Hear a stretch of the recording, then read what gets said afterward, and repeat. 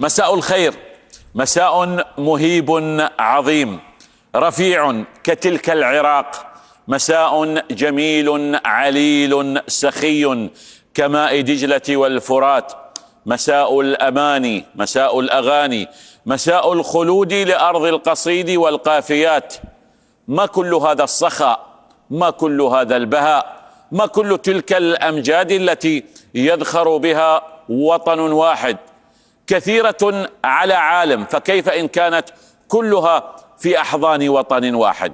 منذ أن بدأ الفريق التاسع رحلته مع العراق كنا ندرك إننا على أعتاب وطن ثري ليس بعادي، ندرك جيدا قدر وقيمة وعظمة العراق، حتى إن توارت بعض الوقت، حتى إن مرضت، حتى إن اكتفت بالفرجة، حتى إن أثقلتها الجراح، حتى إن تأخر قبل أن يأتي الصباح، لكن كل التصورات ليست في عظمة الواقع، ليست كل التصورات في مهابة وثراء التاريخ والحاضر والطرقات.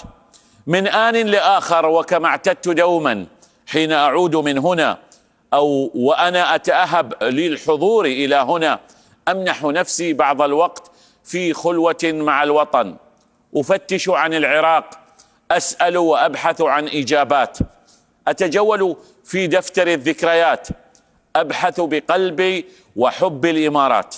صدقوني يحملني على جناح الريح والألق 1000 بساط. ما هذه الروعة في جنباتك يا عراق؟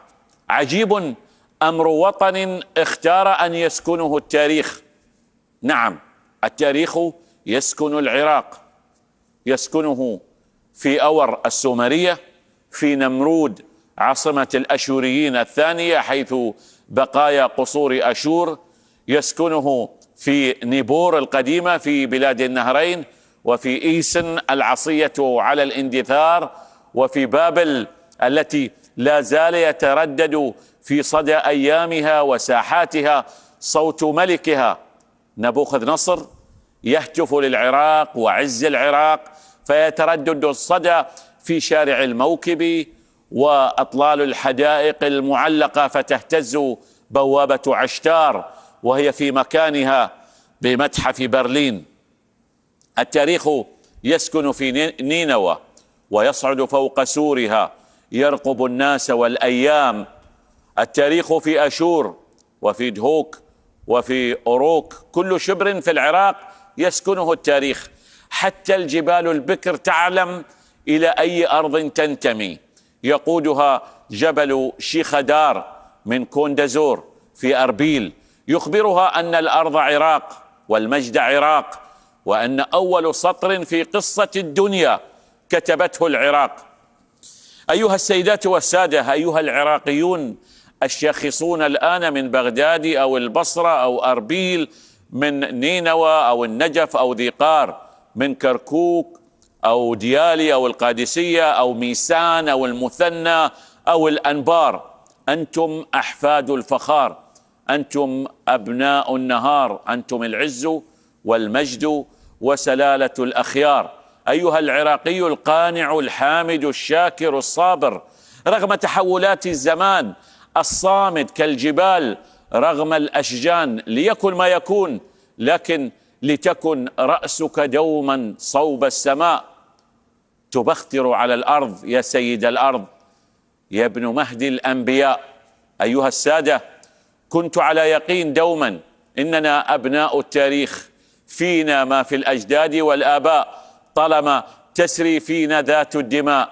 قد يدور الزمان أو تتبدل الأيام، لكن الأصل لا يتبدل، الدم لا يتحول.